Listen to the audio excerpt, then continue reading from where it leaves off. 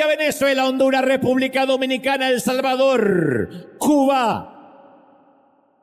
Colombia, dije sí, Nicaragua, Estados Unidos, Nicaragua, El Salvador, Puerto Rico, Costa Rica, Cuba, República Dominicana, Costa Rica, ya lo dijo, Venezuela, arriba que no afloje, República Argentina. Ese aplauso para recibir al resto del mundo, Asia, África, América, Oceanía, Europa, que se conectan ahora. ¿Cómo están? Dios te bendiga, Dios te guarde.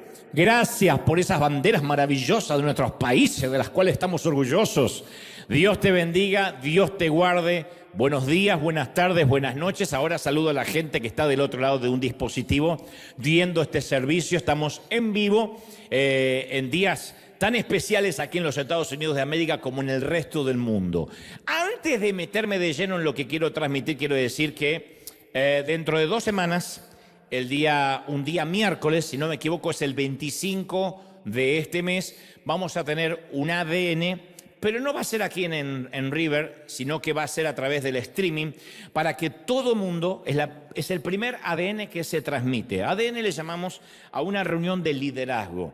Siempre las tuvimos internas para los que sirven, para nuestros voluntarios, para nuestros líderes, para los empleados de planta, pero sentíamos fuertemente de parte de Dios que hay muchas congregaciones, iglesias, pastores, amigos, líderes que necesitan saber de alguna forma los secretos, no tan secretos de River, cómo trabajamos, cuáles son nuestros tótems, nuestros axiomas, nuestros proverbios, los fundamentos institucionales que nos han traído hasta acá. Así que los vamos a compartir. Voy a darte el horario. Presumo que va a ser en California no más de 4 de la tarde. De igual modo queda grabado, así que el que está trabajando o estudiando lo puede ver más tarde, porque va a quedar colgado en la red como pasa con nuestros mensajes, pero va a ser 3 o 4 de la tarde para que por la diferencia horaria no salga muy tarde en el resto de América Latina, en Europa, en Asia, de manera que va a ser una noche, un día de ADN de 1 hora y media o 2, para que puedan ver en sus hogares, en sus casas, y creo que va a ser más que nunca un liderazgo explícito de cosas que no se pueden decir un domingo. Digo no se pueden decir no porque estén prohibidas, sino porque hay gente que no le interesa mucho el funcionamiento interno, cómo valoramos el carácter, qué criterio tenemos para los que trabajan con nosotros, qué hace que alguien sea voluntario y qué no, qué nos califica y qué no, qué es lo que nos ha traído hasta aquí, que son axiomas maravillosos, algunos de los de siempre y otros nuevos que fuimos aprendiendo con el correr de los años y que me parece que es lindo dejarlos en una cápsula de tiempo, dejarlos allí grabados para que el resto del mundo siempre pueda acudir, nutrirse, va a ser una clase magistral de liderazgo abierto para todo.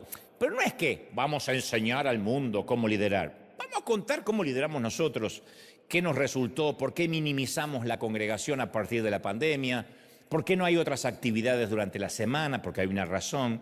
¿Por qué no tenemos departamentos de jóvenes, de niños, etcétera, etcétera? Explicarlos por qué, que no digo que es el modelo de la iglesia que debe ser imitado, pero es un modelo, así como hay otras congregaciones con otros modelos que están basados más en la adoración, otros en la enseñanza, otros en la educación de los niños. Nosotros tenemos un objetivo claro que vamos a compartir en este ADN dentro de 2 semanas. Sé que falta mucho, pero quería anunciarlo con anticipación para que, ya sea en vivo o más tarde, en lugar de encender Netflix cuando lleguen a casa, o Prime, o Disney, o lo que sea que vean, la doctora Polo, que pongan la tarde, la noche de ADN, que va a ser maravillosa, y después podemos entretenernos un rato. Dicho esto, también quiero agradecer a todos los que hoy están aquí, a los que son fieles.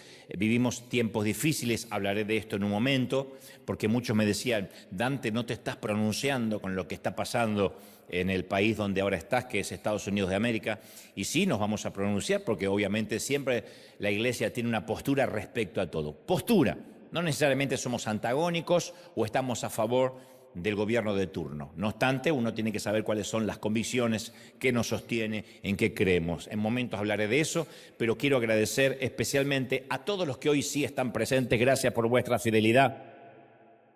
Gracias por estar ahí. Me contaban recién que hay congregaciones amigas que realmente tienen la cosa compleja en Downey, en el centro de Los Ángeles, en el downtown, puesto que ahí hay manifestaciones. Entonces, literalmente hay congregaciones y templos que no pueden abrir o tienen temor de hacerlo. Así que es un agradecimiento doble hoy que en el Día del Padre, en un día festivo en tantas partes del mundo y con días tan álgidos, hayan decidido darle la primicia al Señor. Decir, el domingo va a empezar como siempre ha empezado en mi vida. Te lo quiero agradecer, independientemente del estatus migratorio de cada quien, porque yo sé, me consta, porque hay alguien que debe estar especulando, bueno, el que está ahí es porque no tiene problemas. No, confiamos en el Señor siempre, en momentos de pandemia, en momentos de epidemia, en momentos de redadas migratorias, en momentos de guerra, en momentos de paz. Dios sigue estando en el trono y eso es lo que nos bendice siempre, ¿sí? Muy bien. ¿Estamos listos, sí o no? Muy bien. Y este mensaje va dirigido especial y puntualmente a aquellos que durante estos días, estos últimos meses, o por qué no durante este año han tenido ganas de rendirse, de entregarse, de bajar los brazos.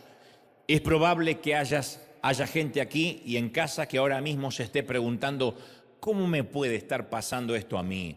¿O cómo puede estar pasando esto a mi familia? En cualquiera de los órdenes de las tragedias, los infortunios.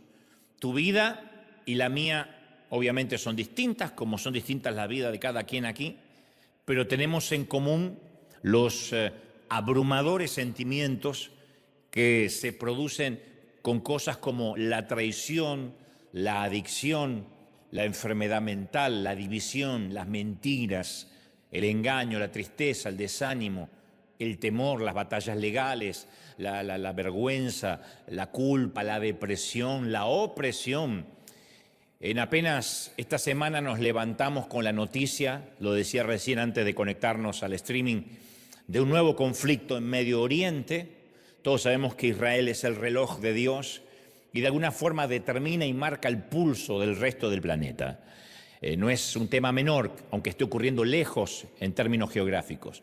Pero nos levantamos con la noticia de que hay un nuevo conflicto en Medio Oriente ahora entre Irán e Israel, sumado a lo que localmente está ocurriendo con las redadas migratorias masivas en California, en otras partes también de la Unión Americana, la ofensiva del gobierno local o de turno contra los indocumentados, que independientemente de las leyes que no vamos a debatir aquí porque no nos corresponde, sorprende el discurso de odio, sorprende la crispación que hay en la atmósfera, que obviamente el discurso de odio o lo que se hace con un recelo, con un sesgo violento, desencadenan también protestas violentas en todo el país. Insisto, no estoy justificando ni las redadas ni las manifestaciones. Lo que digo es que uno no sabe qué es lo que desencadena una cosa o la otra. Lo cierto es que se vive una crispación y una violencia absoluta en todo el mundo. En nuestros países, desde México hasta Tierra del Fuego, en la región, la situación no está mucho mejor. Se vive en cada nación, me consta, he estado en todos los países, se vive una crispación social, un enfado, un espasmo, una violencia como no ha habido durante muchos años. Estamos viviendo una pandemia de violencia. Una pandemia de violencia ya no es soslayada, sino explícita, desde los medios de comunicación, desde los gobiernos oficialistas y la oposición, los antagónicos. Vivimos bajo la sensación que ya nuestro nido seguro ya no es tan seguro y que ese hogar donde podíamos resguardarnos, descansar, sea donde sea que quede ese hogar, está siendo desmantelado pieza a pieza. Y como dije, durante la pandemia, cuando promediaba el inicio del 2020, en ocasiones Dios permite que nuestro nido se estropee, Dios lo permite para enseñarnos a volar. Yo estoy convencido de que Dios y el enemigo no es un Barça-Real Madrid donde a veces gana uno y a veces gana el otro. Cada vez que el enemigo hace algo es con un permiso soberano de Dios. Y muchos durante tiempo hemos plegado nuestras alas y hemos desarrollado el síndrome de la anidación, que es la tendencia hacia la inmovilidad, a quedarnos cómodos, Pero la vida nos va enseñando que aquello que a veces no puede lograr el confort, la seguridad de un nido, se logra cuando el nido es agitado. Si uno ve la historia de la humanidad, vamos a ver que cada determinada temporada el nido vuelve a agitarse. Con guerras, con pandemias, con rumores de guerras, como que con terremotos, con eventos climáticos, tsunamis. De tanto en tanto el nido es agitado para producir especialmente un despertar dentro de la iglesia. Muchas congregaciones se empiezan a convertir en iglesias nido, donde lo que más se aprecia es la comodidad, la empoderación, la seguridad, jugar a la guerra espiritual, pero siempre jugar. Decretar, proclamar, Dios me va a dar el auto, tomé la casa por fe, declaro que seré sano. Y hacemos esos congresos donde jugamos a la guerra espiritual, pero en realidad no afectamos a nadie, ni a nada. Pero no podemos en estos momentos difíciles quedarnos callados y quedarnos otra vez en el nido decretando, confesando, estas cosas no van a pasar, se van a acabar. Estas cosas tienen que suceder. Voy a decirte lo que no quieres escuchar, pero estas cosas tienen que suceder. Estaría haciendo una falacia a la palabra si dijera estas cosas se fueron de control, se ve que Dios se distrajo esta semana, o estaría mirando el Mundial de Clubes y por eso se perdió lo que está pasando. No, el apóstol Pablo dijo, toda la creación gime con dolores de parto. ¿Es necesario que les pregunte aquí a las mujeres que han parido si es doloroso el parir? Si realmente es necesario que les pregunte, los varones no tenemos idea, creemos que es como un resfrío, pero las mujeres saben. Pudo haber dicho Pablo, la creación gime como un hombre con migraña. La creación gime como un dolor de muela, él dijo como dolores de parto. Por una redención que todavía no llegó, por una salvación total que aún no llegó. Ahora, nosotros siempre hablamos de que queremos dar a luz esa redención.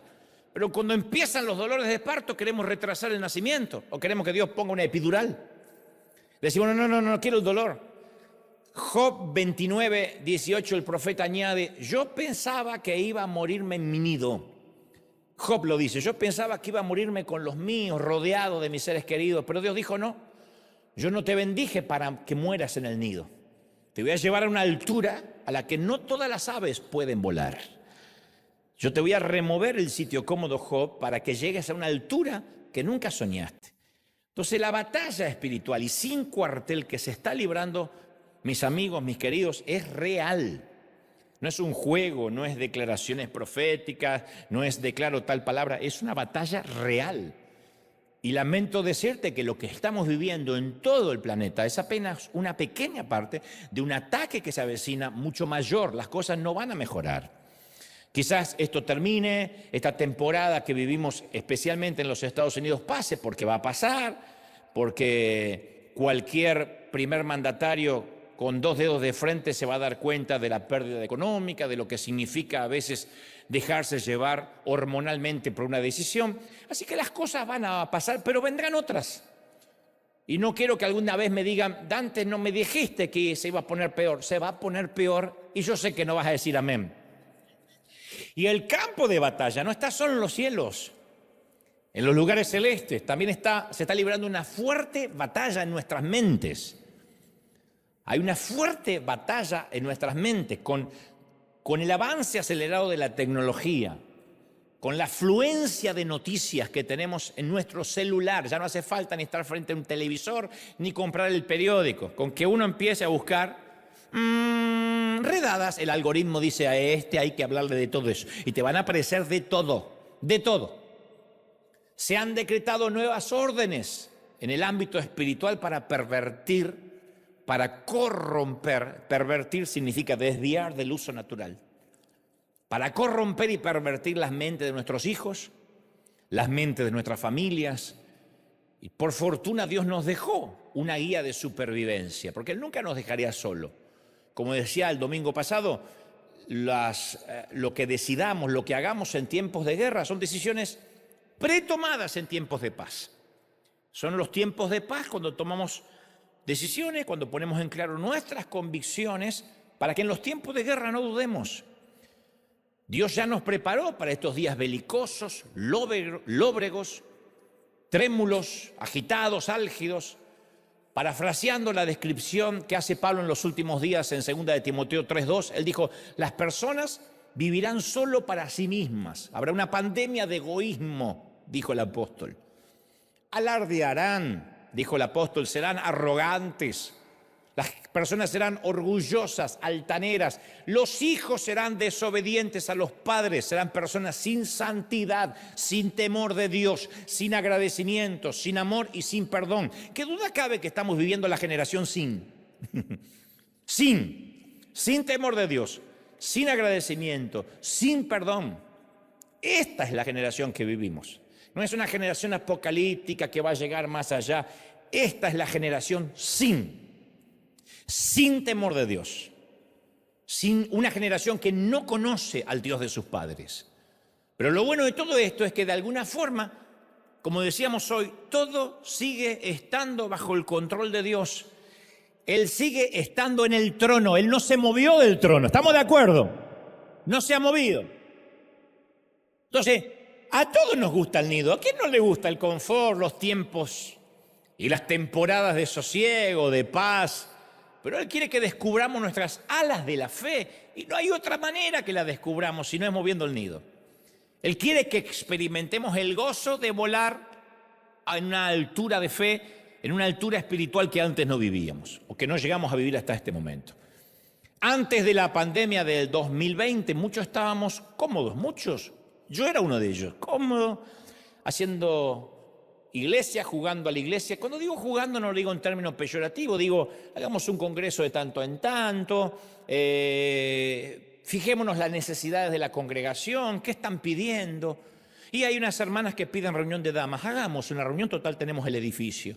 ¿Y qué piden los jóvenes? Y reunirse, pero los más jovencitos no se quieren reunir con los más viejos, así que hagamos de adolescente y hagamos adolescente más viejo y adolescente peludo y adolescente sin pelo y hagamos solteros, pero que los solteros de 20 y tantos no se junte con los solteros de 40, porque estos piensan que son solterones y los solterones no se quieren juntar con ellos. Estamos como toda iglesia. Cuando uno se empieza a involucrar en los negocios internos de una congregación, nunca se nos hubiese ocurrido alimentar al mundo.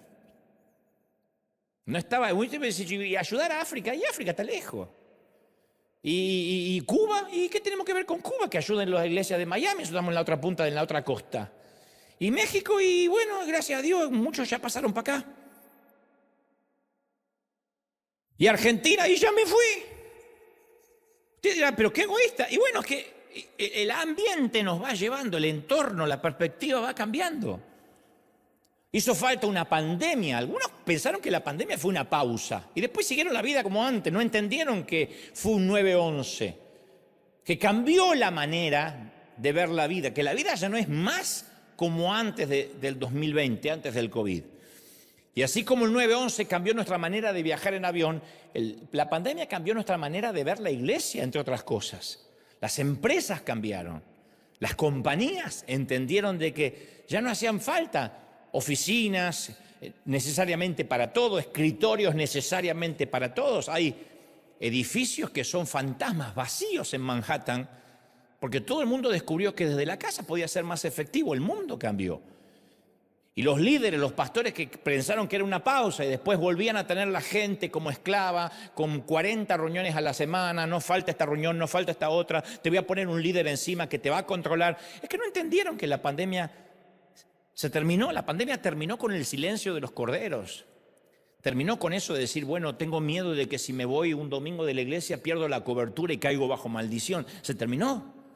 Entonces Dios permitió que nuestros nidos se estropearan con un propósito, para que surgieran los verdaderos adoradores, para que la gente empezara a buscar a Dios por su propia cuenta y no repetir frases ridículas en los templos. Y Dios nos está permitiendo vivir esta época de historia profética otra vez, y hay que atravesarla, pero hay que atravesarla sin el estruendo de los noticieros, sin el estruendo de las redes sociales. Ellos no pueden regular nuestro estado de ánimo. Ni Fox, ni CNN, ni Telemundo, ni Univisión no pueden regular nuestro estado de ánimo. Nuestro ánimo está fundamentado sobre la roca. ¿Estamos de acuerdo? Sobre la roca que es Cristo. ¿Qué es lo peor que nos puede pasar? Que repitamos la misma historia de la pandemia. que nuestras emociones dependan de las noticias, que el miedo y la fe esté regulado por lo que se dice. Porque en estos días difíciles, insisto, es cuando se ve si estamos fundamentados en arena movediza o sobre la roca firme. Ha pasado siempre. En la historia de las naciones se han desatado guerras literales, donde la iglesia ha tenido que sostenerse sobre la fe que se predicó en tiempos de paz. Hace unos días un periodista me preguntaba qué tiempos yo creía que estábamos viviendo a nivel global, ¿no? ¿Qué diagnóstico hacía de lo que nos pasaba? Yo no tengo el complejo mesiánico de decir yo tengo la verdad, pero le dije algo que leí que me pareció interesante. Le dije, yo estoy convencido que ya hemos cruzado como humanidad el Rubicón. En la antigua Roma el Rubicón era un pequeño canal ubicado en el norte de Italia, que marcaba la frontera de la propia Roma. Que un general cruzara esa frontera con su ejército significaba un acto de hostilidad, de hecho una guerra civil. De ahí se acuñó la frase militar cruzar el Rubicón, que es una frase que significa tomar una decisión irreversible, un punto de no retorno, un punto decisivo. El Rubicón es un pequeño río, un canal, que si se lo cruzaba en los tiempos de Roma era guerra. Se originó este evento histórico en donde Julio César cruzó el Rubicón con sus tropas, dando inicio a una guerra civil contra un tal Pompeyo en la antigua Roma. Y el mundo ya ha cruzado esa línea de no retorno. Pareciera como que evolucionó el mundo. Si uno mira, hace una mirada no finita, sino rápida, uno dice, pero no, hemos evolucionado como sociedad. No evolucionamos, involucionamos. Escuchamos mucho acerca de la cultura de la cancelación, que antes no existía. La cultura de la cancelación es un fenómeno social donde cualquier individuo puede ser excluido, se le hace un boicot por acciones, por opiniones consideradas ofensivas a cierto colectivo e inaceptables para la comunidad. Y uno dice, bueno, evolucionamos porque ahora ya no se puede discriminar abiertamente. Pero en el fondo, lo que esconde esa cultura de la cancelación es un cambio de valores, donde a lo bueno se le llama malo y a lo malo se le llama bueno. Y mucho antes que la cultura de la cancelación engullera al mundo, se metió dentro de las paredes de la iglesia. La congregación, las iglesias sucumbimos ante un silencio peligroso. Decíamos, no hablemos de pecado de manera tan directa y ofensiva porque la gente se puede lastimar. Hablemos de errores. Pero nadie se va al infierno por errores, se va al infierno por pecado. Pero decíamos, no mencionemos el pecado, tampoco hablemos mucho de arrepentimiento, porque eso a la gente psicológicamente no le hace bien. Tampoco conviene mencionar ciertos temas sensibles que están en la Biblia y son condenados. Pero como hay tanta diversidad sexual, a ver si nos dan de baja en YouTube o nos cancelan en las redes sociales. Entonces la cultura de la cancelación se metió en la iglesia mucho antes que en el mundo, mucho antes que en Hollywood. Entonces es más cómodo ignorar el declive moral y predicar desde la seguridad de nuestro nido religioso. Y es algo que Dios no va a tolerar. Y decretamos, confesamos. Recorran los streaming cualquier día domingo. Van a ver que en cualquier congregación se decreta, se confiesa, se proclama avivamiento, positivismo. Todos compiten por ser los coaching motivacional. Pero Mateo 24:5 nos advierte que oiréis de guerras. Van a escuchar de rumores de guerra. Si no hay guerra, son rumores. Y dice, mirad que no os turbéis, dijo el Señor. No se preocupen. Él ya habló de esto. Habló de guerras. Una cosa son redadas en el caso de Estados Unidos, otra cosa que te exploten bombas porque te las tira Rusia o China o quien sea. Y dice el Señor, es necesario que esto acontezca, pero aún no es el fin. Lo cual significa que esto no va a pasar después del fin, va a pasar antes del fin. Y se levantará nación contra nación y reino contra reino. Y habrá pestes, hambre y terremotos en diferentes lugares. Pero todo esto es el principio de dolores. Claro, uno lee esto y dice, wow, esto mejor que no lo digo el domingo porque el domingo que viene no viene nadie. Porque es un mal reporte. Sin duda es un mal reporte. Pero después el Señor añade, y entonces será predicado este evangelio del reino en todo el mundo, porque la gente lo va a necesitar. El evangelio será predicado. El único momento y durante meses que las iglesias se repletaron de personas fue después del atentado del 9/11. La gente volvió corriendo, inclusive a las sinagogas, a las mezquitas, a las basílicas católicas. La necesidad, cuando el nido se mueve, cuando vemos lo indefenso que somos por una guerra, por una pandemia, por un ataque, entonces sí se produce un reporte maravilloso. Hay que volver a Dios.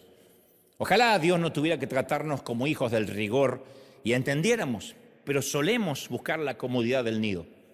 Ergo, yo no quiero sonar como alguien que insensible, poco empático, que no entiende las necesidades de cada persona. Yo entiendo, y entiendo el miedo también.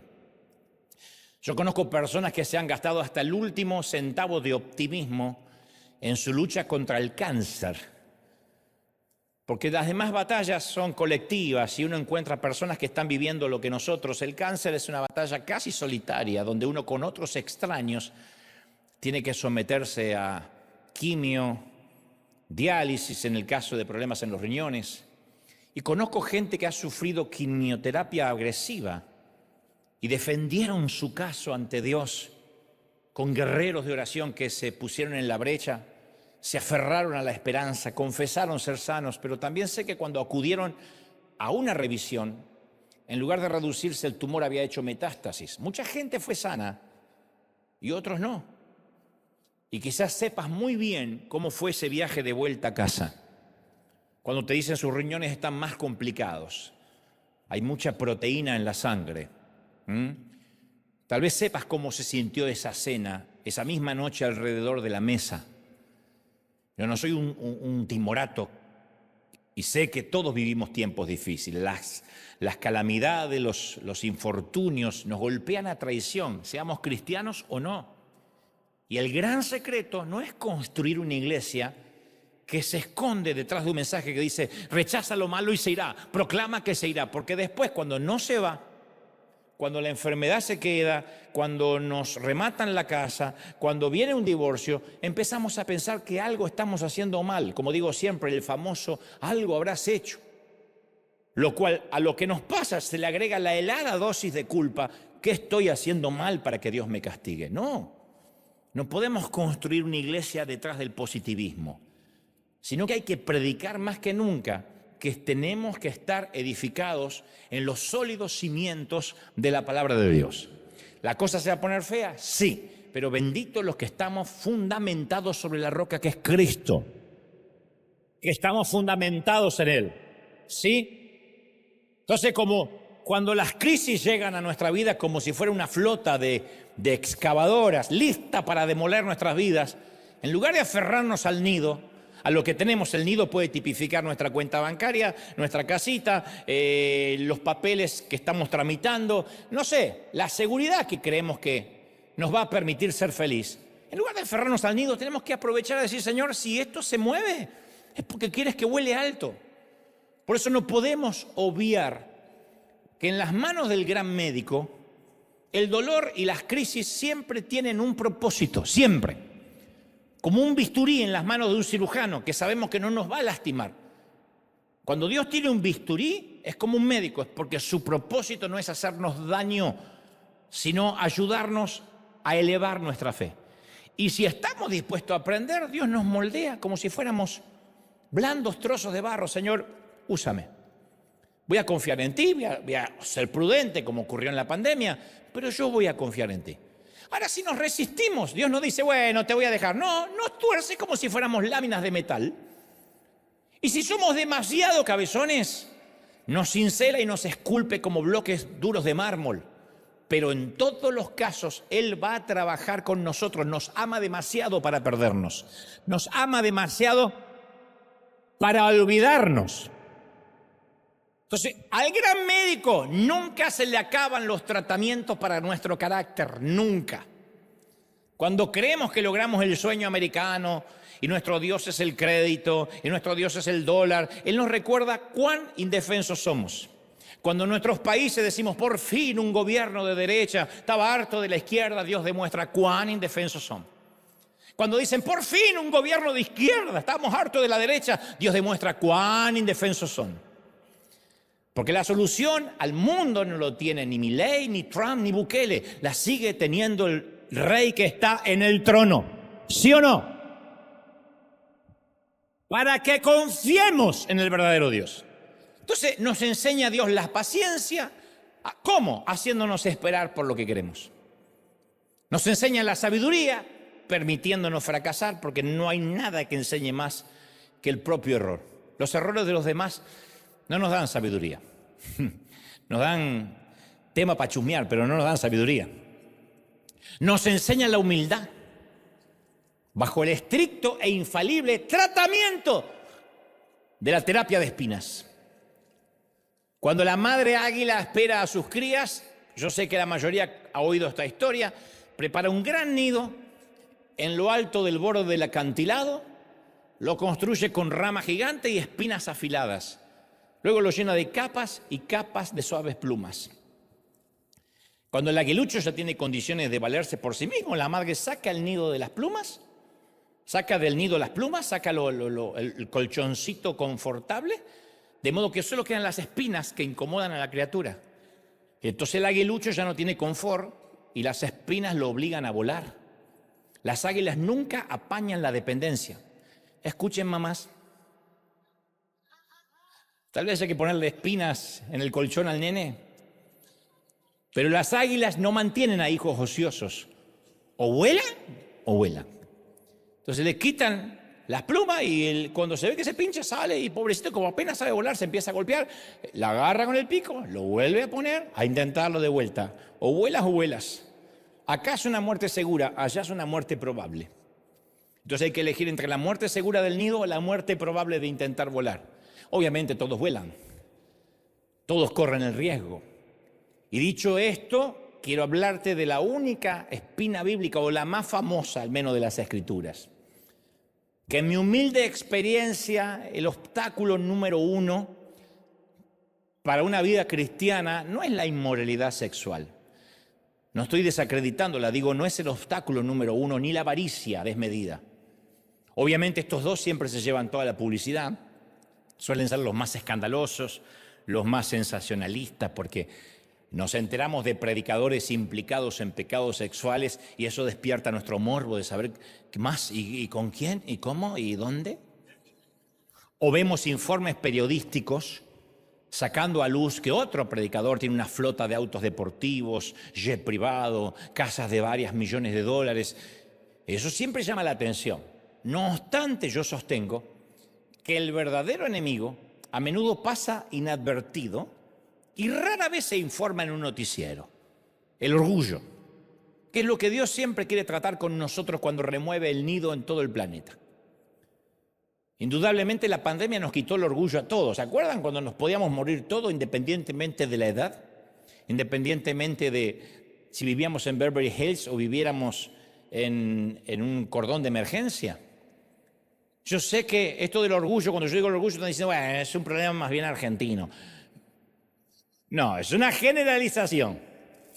Yo tengo un pastor argentino, amigo, que me dice, mentira que los argentinos somos arrogantes. Algunos de nosotros somos perfectos.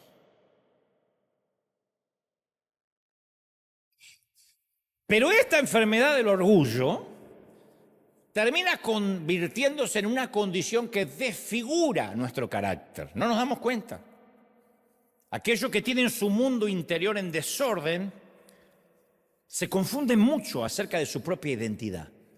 Y hay gente que no puede separar el papel que realiza de la persona que es en realidad. Y ojo que el orgullo no es patrimonio de los ricos. He visto mucha gente pobre, muy orgullosa, y gente con mucho dinero muy sencilla. Pero hay gente que no logra hacer la dicotomía de quién muestra públicamente y de quién es en la intimidad. A mí me ha tocado en los últimos años por el programa de televisión que tengo entrevistar a famosos que algunos son patéticos porque se creyeron su propio personaje. No hay peor cosa que ver a un famoso que se cree famoso. Porque está aquel que trabaja y bueno, la fama es inherente a lo que hace. Pero hay otros que trabajan de famoso. Que llega y me dice, hola gente, ¿cómo te ves? Qué bueno. Pero ¿viste mis músculos? Me puse nalgas. Tipos. Oh, un tipo que te dice, me puse nalgas, ¿qué le vas a decir? ¡Qué lindas! ¿Qué se le dice? se comieron el personaje. Porque sus identidades están ligadas a lo que hacen.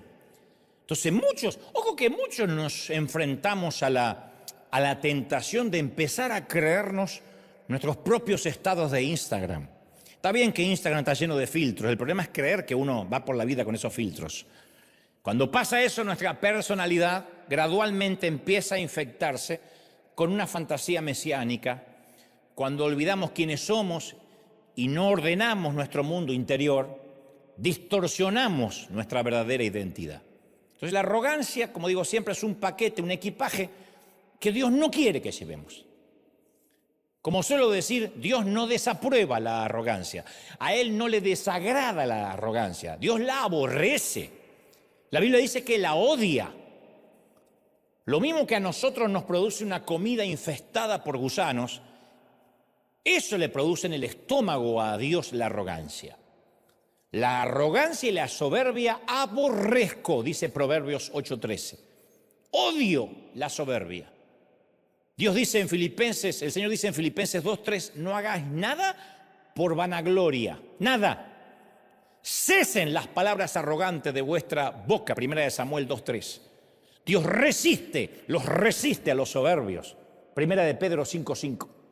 Antes de la caída, la altivez de espíritu, Proverbios 16:18. Jehová asolará, arrasará la casa de los soberbios, Proverbios 15:25. Entonces Dios la aborrece. ¿Por qué la aborrece tanto? Porque no hicimos nada que justifique nuestra arrogancia. Es como el mosquito que se pone en la oreja del elefante que está cruzando el puente y cuando llega al otro lado dice el mosquito, lo cruzamos, ¿eh? Es lo mismo. ¿Qué lo cruzamos si ibas en la oreja del elefante? ¿Por qué Dios la aborrece? Porque no se le da premios al lienzo que el pintor usa. Nunca hay un Pulitzer para la tinta y el papel que usó el periodista. No hay diplomas para el escarpelo que usa el cirujano. O sea, nunca los instrumentos reciben el crédito por lo que hacen. Nosotros no somos los merecedores del aplauso. Y no es porque Dios tiene un problema de ego, nosotros lo tenemos. Porque no nos conformamos con un poco de adulación, siempre queremos tragarlo todo. Por eso hay tanta gente adicta a los likes, a los me gusta. Y se saca 350 fotos hasta que pone una y espera a ver qué le digan y no alcanza con un like. El elogio y los aplausos nos van atrofiando el cerebro. Entonces es ahí cuando Dios aplica la terapia de la espina. Es el tratamiento preferido de Dios para bajarnos los humos, la terapia de la espina. Y ahora yo estoy consciente que voy a tocar algunas vacas sagradas y va a molestar la teología de alguien. Acá no, pues ya están todos acostumbrados, acá me conocen, pero allá. Cada vez que uno piensa en Pablo el apóstol, nuestro inconsciente colectivo nos lleva a verlo como alguien angelado, diáfano, con una aureola brillante flotando sobre su cabeza. Sin embargo, sus propias palabras, las de Pablo, muestran otra cara. Cuando uno va a ver la biografía del apóstol, uno ve a las claras que alguna vez fue un hombre orgulloso, iracundo, colérico, agresivo, muy furibundo, explotaba. Y para que Dios pudiera usar a Pablo tenía que tratar con esas lacras arraigadas en el profundo de su carácter. Porque uno piensa que uno se convierte al Señor y se transforma en una carmelita descalza. No. Nuestro temperamento continúa.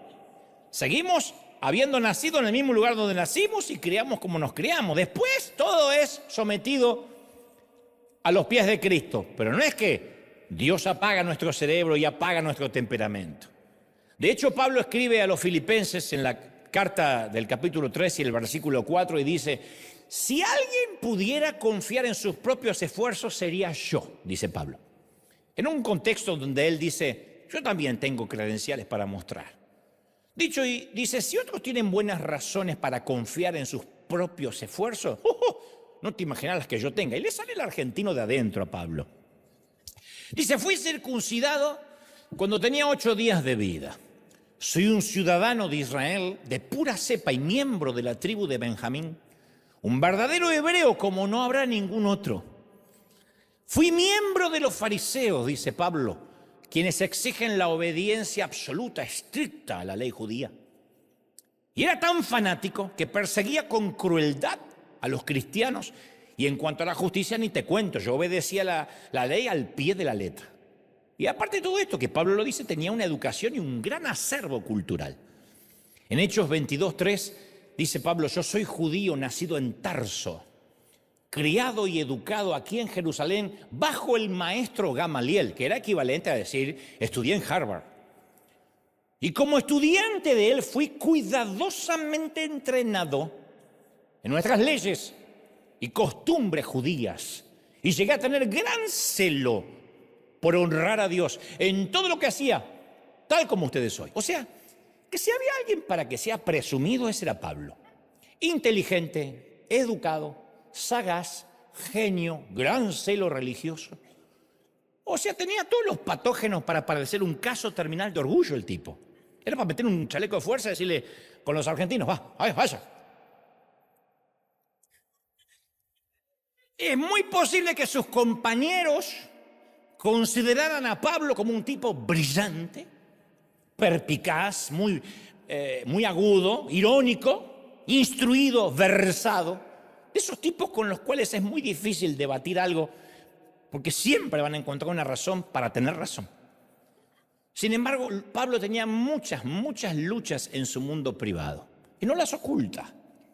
En la segunda carta a los Corintios 12, Pablo menciona que tuvo una experiencia espiritual tan intensa y tan excepcional que ni siquiera se le permite describirla en detalle, ¿no? Dice él en un momento, no hay palabras en el diccionario, en la letra, en el griego ni en el latín que pueda graficar, articular lo que viví.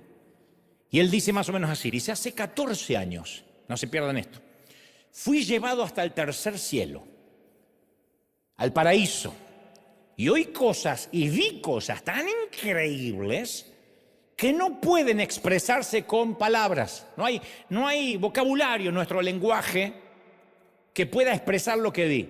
Cosa que ningún humano se le permite contar. Entonces, el hombre no está seguro si fue arrebatado corporalmente, si tuvo una especie de viaje extracorpóreo al reino espiritual. Lo que sabe es que fue invitado a conocer el cielo. Fue invitado a conocer el trono de Dios. No sé si vinieron unos ángeles y dijeron, vamos para arriba. ¿A dónde? Más arriba. Y lo subieron. ¿Sabes qué es lo que me llama la atención? Es que por lo que sabemos es la primera vez que lo cuenta después de 14 años de la experiencia. ¿Te imaginas a un apóstol moderno que viaja al cielo ahora? No esperaría ni un minuto para contarlo por enlace, ni un minuto. ¿Te imaginas? No hablemos de los demás. Si uno de nosotros viviera algo así, yo no te digo conocer el cielo. Si viéramos el dedo meñique de un ángel. Primero, escribimos un libro con lujo de detalle. Segundo, nos hacemos una gira internacional contando la experiencia. Yo vi el dedo de Miguel. No de Luis Miguel, de Miguel. Tercero, le vendemos los derechos a Netflix. ¡Ya! Hace una semana leía que hay gente que publicaba que una nube de gloria se había metido dentro del edificio y ya llegó la nube, ahora faltan los creyentes, pero literalmente, no, después vinieron los creyentes, pero literalmente veía toda una neblina dentro de la iglesia. Yo estuve tentado a hacer humo con choripanes, aunque sea acá.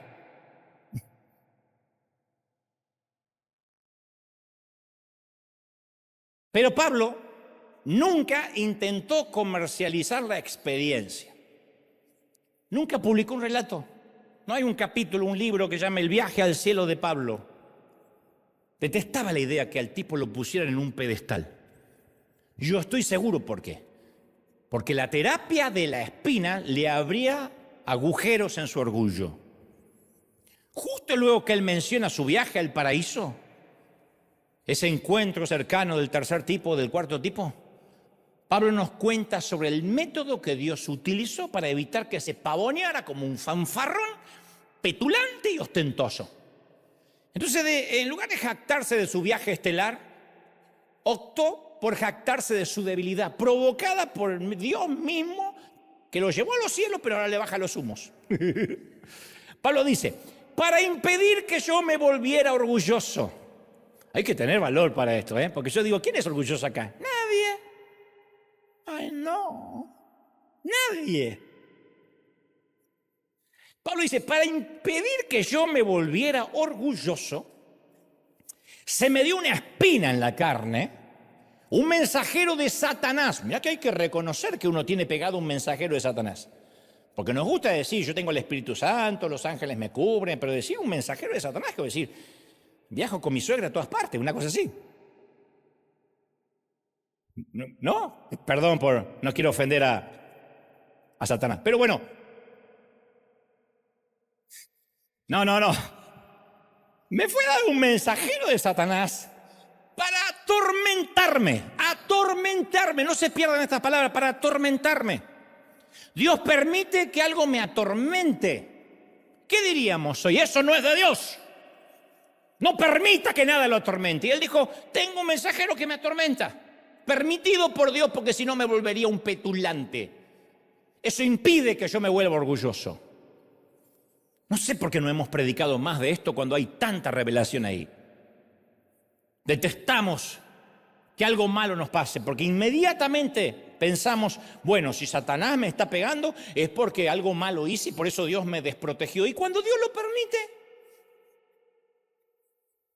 Yo hace poco, esto del orgullo que nos cuesta reconocer, yo hace poco le mandé un audio a Marcos Witt, que por cierto va a venir al próximo servicio, al segundo, no es que viene a predicar a este próximo servicio, sino que viene porque viene con familia. Yo le dije a Marcos en un audio, ahora que ambos estamos más grandes, obviamente él más que yo, ¿no? Yo me puse a pensar, ¿por qué de jóvenes no fuimos grandes amigos? Porque nos encontramos, desde hace 35 años para atrás, nos encontramos en distintas partes del mundo, coincidimos un montón de veces, nunca fuimos amigos. Hasta ahora, que ya no nos acordamos para qué ser amigos. Y Marco me responde y me dice, es que recuerda, era el tiempo en que ambos queríamos conquistar al mundo. Pero cada uno por su lado, sin darle crédito a nadie. Y dije, tienes razón, éramos Pinky y Cerebro, pero peleados. Yo no voy a hablar de Marcos, pero cuando yo era jovencito yo codiciaba los elogios de la gente, porque yo venía, no voy a justificar el orgullo ni mucho menos, pero en un torpe intento de tratar de explicármelo, yo venía de una infancia sin reconocimiento, sin validación. Y de pronto descubro toda la validación dentro de lo que hago. Entonces yo quería fabricarme oportunidades. Y todo lo que fabricamos con esfuerzo humano no viene con la garantía de Dios. Pero obviamente Dios comenzó a trabajar en mí para crucificar mis motivaciones. Si no, hoy sería un petulante insoportable. Y las crucificó a esas motivaciones de la única manera que puede hacerse una crucifixión. Una crucifixión al ego y al orgullo, con espinas, con clavos. Y en más de una ocasión yo pasé mucha vergüenza. Yo siempre agradezco a Dios el invento de YouTube y de los celulares mucho tiempo después que yo había empezado. Porque no hay registros. Yo siempre cuento uno de los tantos momentos más vergonzosos que tuve en La Paz, Bolivia, durante uno de los primeros eventos que me invitaban como incipiente y embrionario predicador. Porque yo era una suerte de fenómeno precoz, de orador joven. Me llamaban y decían, bueno, y tenemos un muchachito de 21, de 20 que va a predicar. Y yo pasaba todo flaquito a predicar. Y en aquel entonces yo era muy inmaduro, muy inseguro. Y preparé mi único sermón que me sabía de memoria. Noemí, yo predicaba Noemí 2, Noemí 3, Noemí 4, la venganza de Noemí. Noemí ataca de nuevo, Noemí recargada. Yo tenía todos.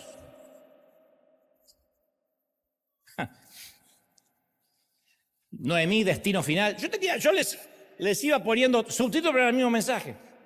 Y en medio del mensaje, me acuerdo, hago así, cosa que uno tiene que evitar siempre, pero me golpeo la boca contra el micrófono y veo que un diente mío de acá sale dispara, pero veo una cosa blanca que...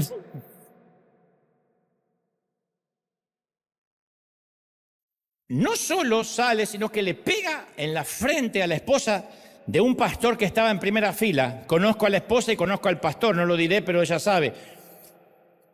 Yo me quedé como Luis Miguel antes que se juntaran los dientes.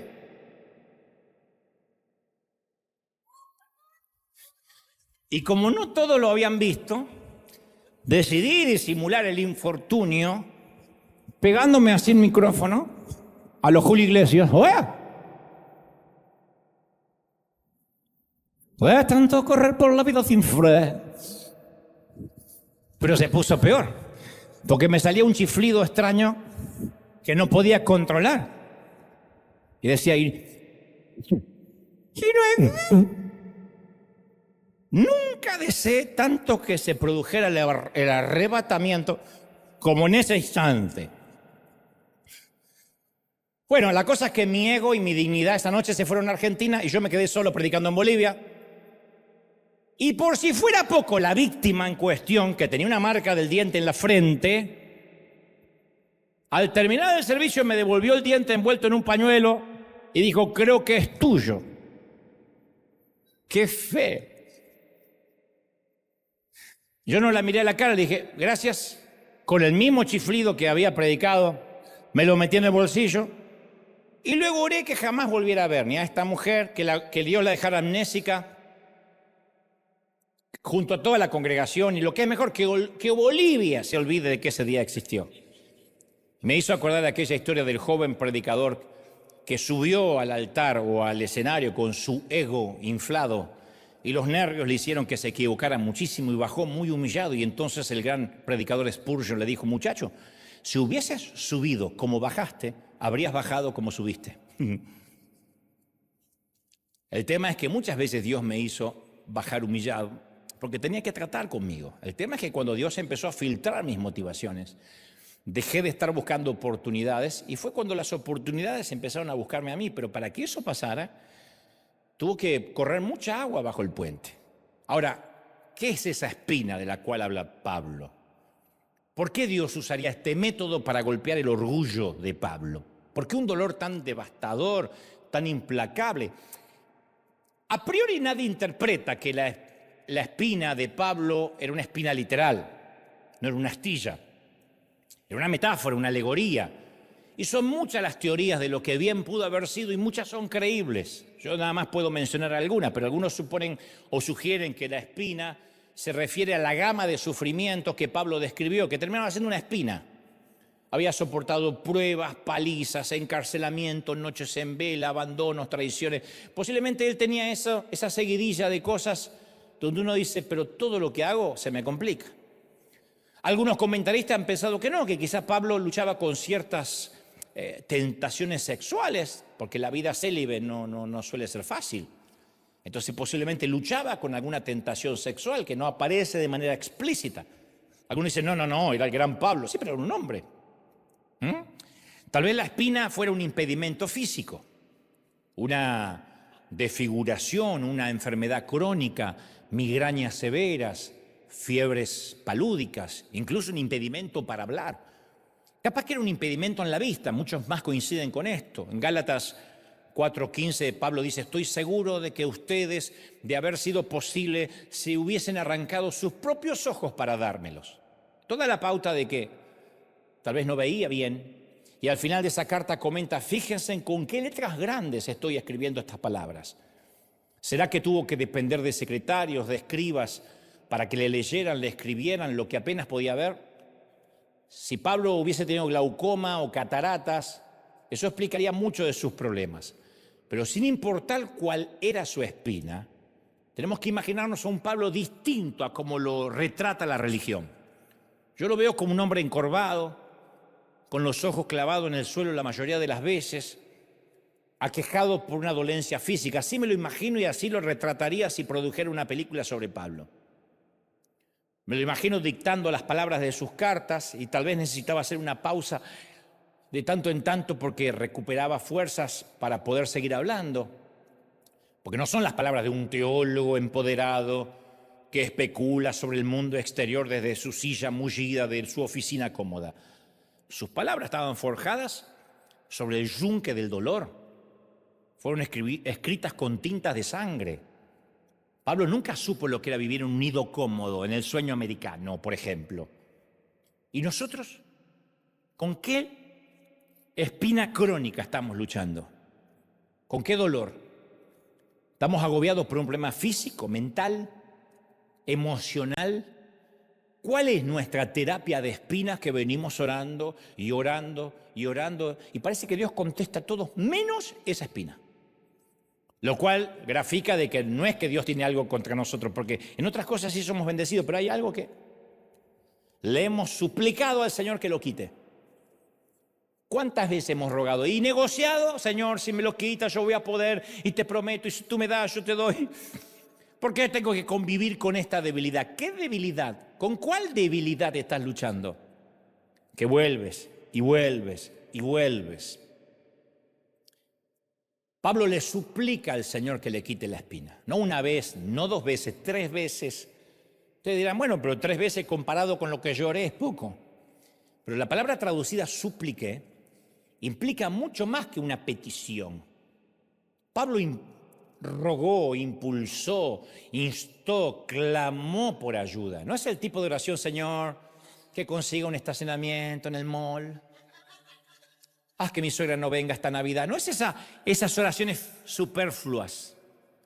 La oración de Pablo es esa que nos hace caer sobre el rostro, gemir de agonía, sudar sangre, porque tu hijita o tu hijito está adentro siendo intervenido. Por ejemplo, estás afuera y el médico no te dice nada, ni siquiera si la operación está saliendo bien. Y cualquier cara de preocupación que ves en los enfermeros cree que se trata de la vida de tu hijo. De eso hablo.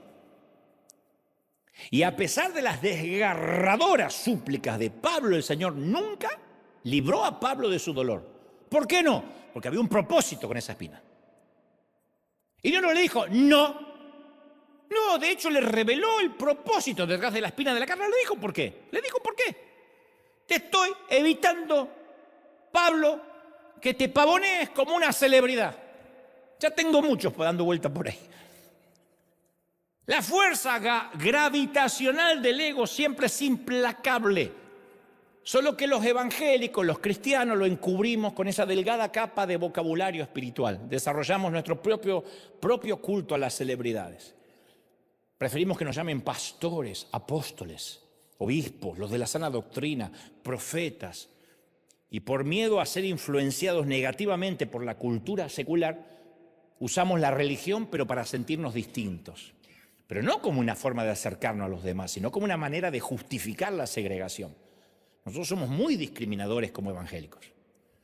Discriminamos al que piensa distinto, discriminamos al católico, discriminamos al testigo de Jehová, lo discriminamos. Porque uno puede estar en las antípodas de la doctrina, pero nosotros discriminamos. Hubo gente escribiendo en las redes muy enojada porque a veces le amueblábamos una casa a una señora que tenía su virgencita allí en la esquina. Y le decían, ya que le llevan una nevera y un televisor, ¿por qué no le rompe la estatua ya que está? Porque, pobre señora, ¿qué tengo que ver yo con lo que ella cree?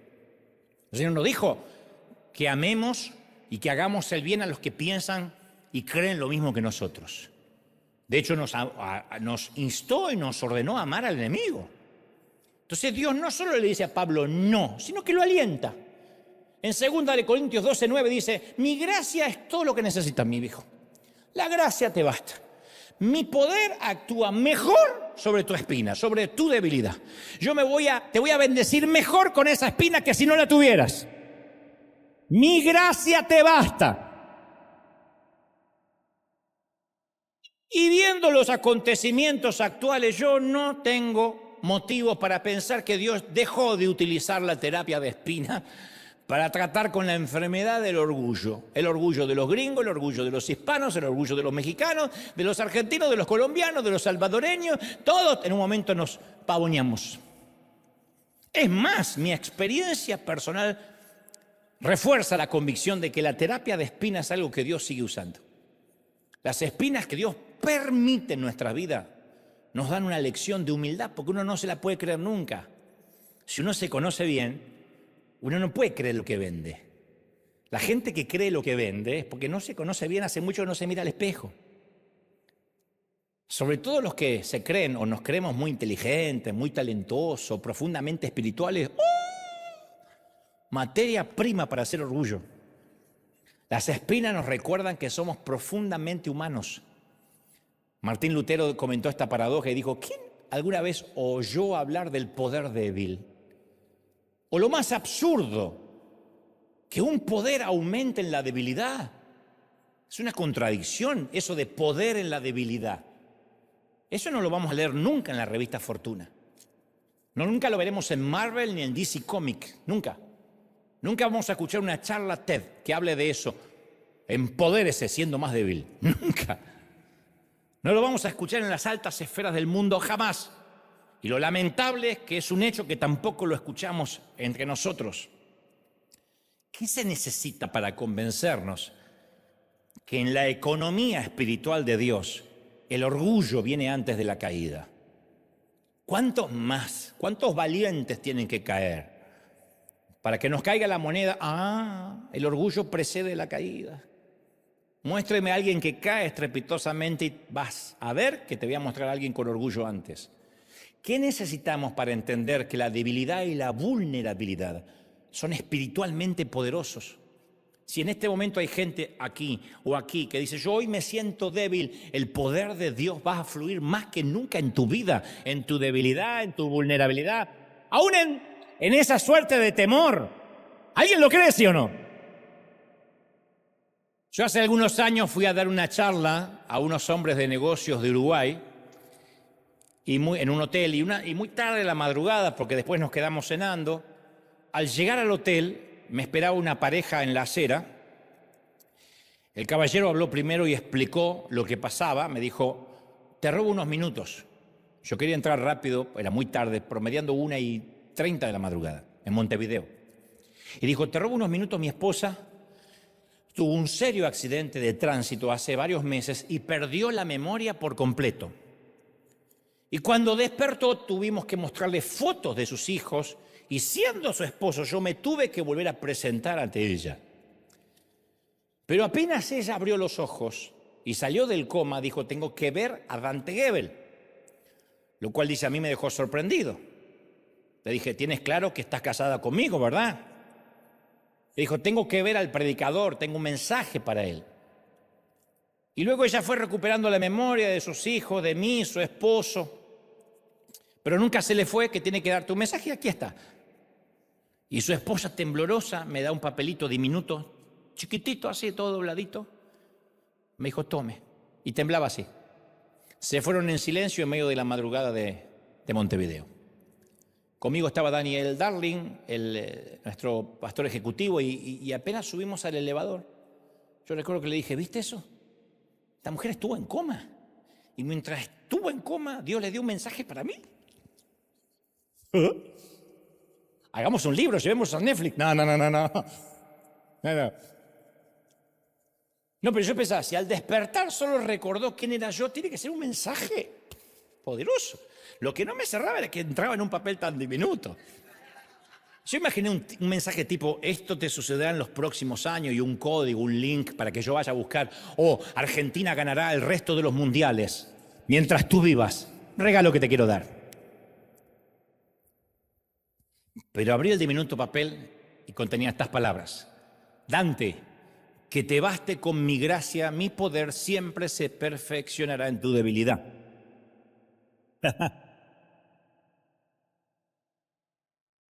Yo no aplaudí. Yo dije, ¿de verdad estuvo en coma y esperó hasta la madrugada en la puerta del hotel para darme esto? Lo tengo en la Biblia. Y para ese entonces no logré comprender la profundidad de estas palabras y por qué Dios me envió ese recordatorio.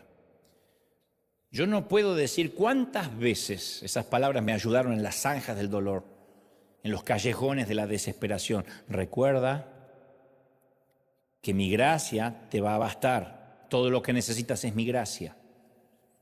Yo sé que las espinas del sufrimiento no son fáciles de abordar.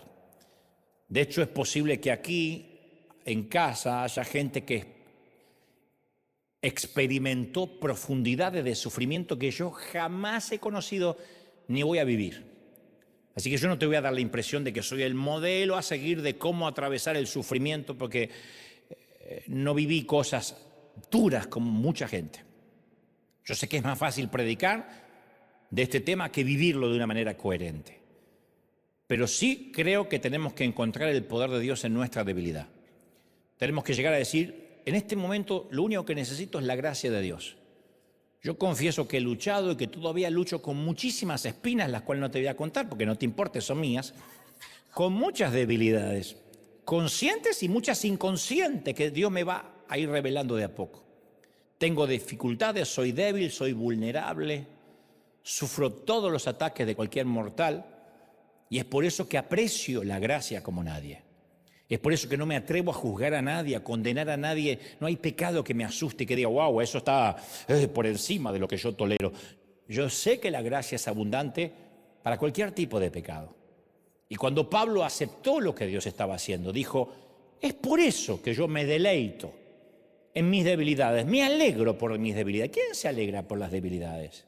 Pablo. Me alegro por los insultos, por las privaciones, me dijo por las persecuciones, por las dificultades que sufro por Cristo. Porque cuando soy débil, Dios me dijo que entonces soy fuerte. Entonces los insultos no ofendieron a Pablo. Las dificultades no lo desanimaron. Las persecuciones no lo destrozaron. A Pablo no lo perseguía el ICE, no lo perseguía migraciones para deportarlo a su país. Él habría agradecido por algo tan trivial como eso. ¿Eso es lo peor? ¿Que me deporten a mi país? ¿Eso es lo peor? No, a Pablo lo perseguían para decapitarlo. No para que pierda papeles o para que pierda su estatus, para decapitarlo. Eso es una persecución. Y cuando Pablo estaba en su punto más débil, Dios estaba en él en su punto más fuerte. E insisto, aunque pareciera una frase resignada, es una frase que implica mucha fe, la dijimos aquí hace semanas, por algo. Aunque el nuevo presidente en cualquiera de los países sea peor que el antiguo presidente, con todo yo confiaré en el Señor. Con todo. La confianza no tiene que ver con el gobierno. Aunque mañana me levante con la noticia que apareció una nueva pandemia que podría otra vez volver a matarme, con todo yo confiaré en el Señor. Aunque mañana sigan promoviendo leyes de odio y me discriminen por alguna condición en particular, con todo yo confiaré en el Señor mi Dios. Aunque me deporten y tenga que regresar de donde salí, con todo yo confiaré en mi Señor. Que pase lo que tenga que pasar, que yo en todo voy a confiar en mi Señor. Esa es la clase de declaración que Dios está pidiendo ahora. Ahora, puedo oír, porque para eso es el Espíritu Santo, para dar un discernimiento y poder oír.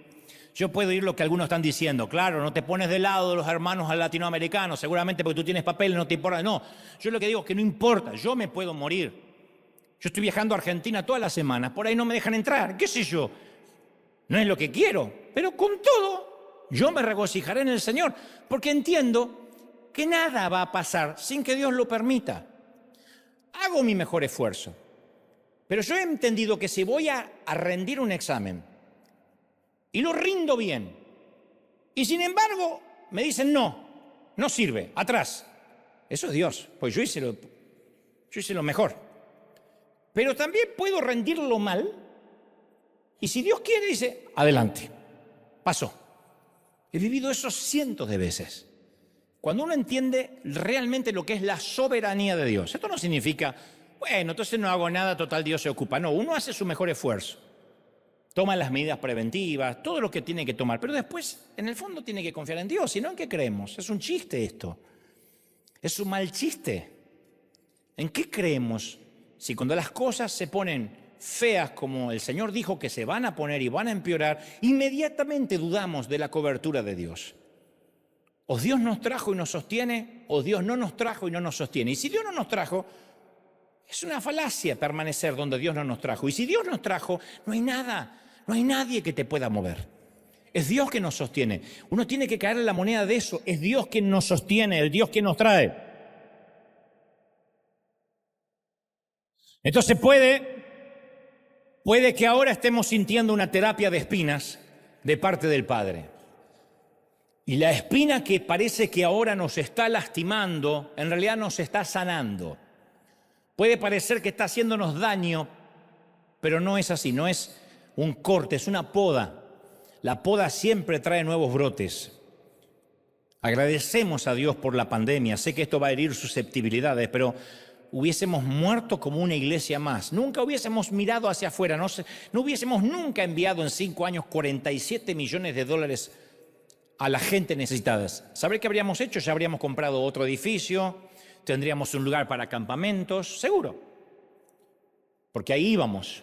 Tendríamos un super edificio de escuela dominical tipo Disneyland y todos los padres felices porque se sacan los críos 2 horas.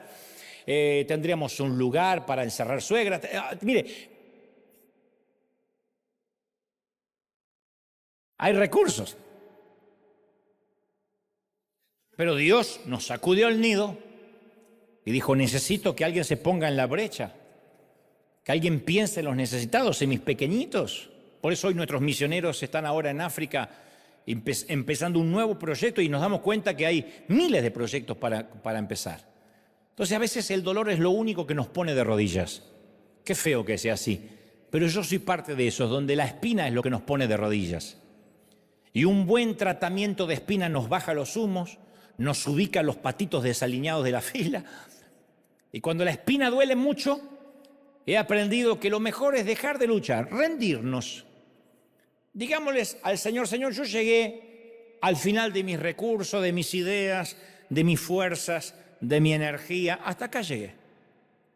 Lo único que podemos decir, tu gracia me basta, tu perdón me basta.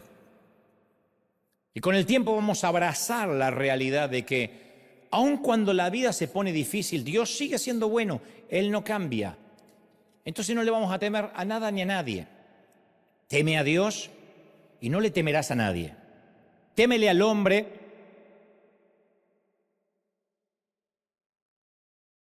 No tengas temor de Dios y le temerás a todo lo demás. El acto más subversivo que ahora podemos realizar como iglesia, el movimiento más político que ahora podemos aportar, no es organizar una protesta, ni enunciarse en las redes sociales, porque parece que los valientes hablan en las redes sociales. Di algo en las redes sociales, como si eso fuera a cambiar algo, como si algún gobierno se preocupara por las redes sociales. El mandamiento más subversivo que podemos hacer ahora, obedecer, es: en esto conocerán que sois mis discípulos, que os améis unos a los otros. Si el gobierno no ayuda a los pobres, la iglesia va a seguir ofreciendo alimentos y ayuda. Y esto para todos los países, ¿eh? Si el gobierno oprime, la iglesia debe sostener a los oprimidos. Si el gobierno exige venganza, la iglesia debe dispensar gracia y no culpa. Si el gobierno se divide en grietas, la iglesia debe manifestar unidad. Si el gobierno destruye a sus enemigos, la iglesia debe amar a los enemigos. Tenemos que ser una colonia del cielo en un imperio hostil. Estamos en un punto sin retorno. Ya hemos cruzado el Rubicón, gente. Pero eso no es lo peor. Lo peor es repetir la historia de la pandemia, que nuestra fe o nuestro miedo sea manipulada por Fox, por CNN, Telemundo, lo que sea, o Univisión. En estos momentos, cuando la gente va a ver de qué estamos hechos y sobre qué estamos fundamentados, y va para mi Argentina, y va para México, y va para Colombia, y va para El Salvador, y va para cualquier país, va para Venezuela, los queridos venezolanos que resisten, va para los cubanos.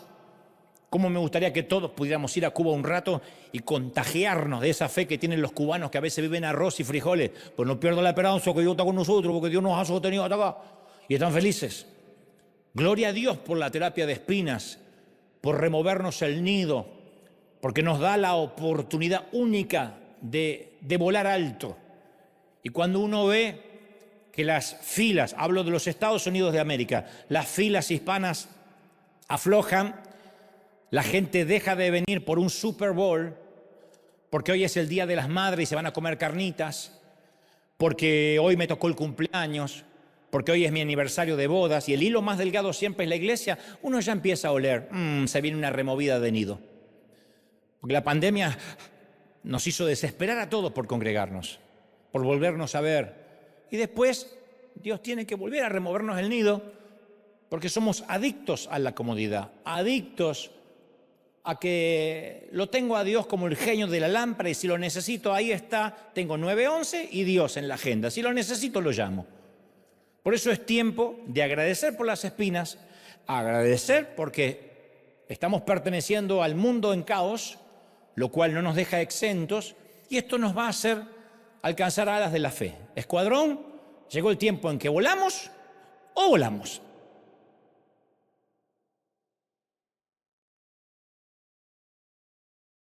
Un aplauso al Rey de Reyes, al Señor de Señores. Un aplauso grande al Rey. El Rey está en la casa hoy. Bendito eres. Alguien tiene que celebrar más que eso. Bendito eres. ¡Toma! Dale un aplauso grande y dile: Señor, has hablado hoy con tu pueblo, con tu iglesia, con tus hijos. Bendito eres. Uy, impresionante.